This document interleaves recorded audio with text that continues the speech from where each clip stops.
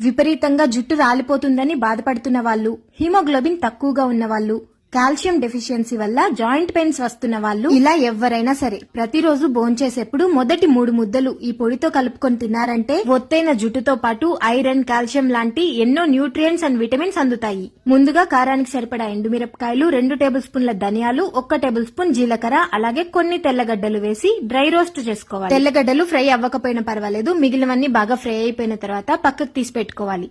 ఇప్పుడు అదే పాన్ లో 50 గ్రాముల పుచ్చకాయ గింజలు, 50 గ్రాముల గుమ్మడి గింజలు, అలాగే 50 గ్రాముల నువ్వులు, ఇలా ఇవన్నీ సమానంగా తీసుకొని వీటిని కూడా ఫ్రై చేసుకోవాలి.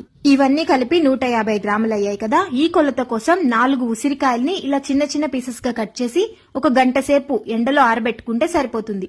వీటిని కూడా ఇలా డ్రై రోస్ట్ చేసుకున్న తర్వాత పక్కకి తీసుకొని అదే పాన్ లో 1 కప్పు శుభ్రం చేసుకున్న కరివేపాకు వేసి అది ఫ్రై అయిన తర్వాత అదే పాన్ లో 1 కప్పు మునగాకు కూడా తీసుకొని దీన్ని కూడా ఫ్రై చేసుకోవాలి. ఇలా వీటన్నిటిని ఒకదాని తర్వాత ఒకటి మంచిగా ఫ్రై చేసుకున్న తర్వాత అన్ని బాగా చల్లగా అయిపోయిన తర్వాత మాత్రమే మిక్సీ పట్టుకోవాలి.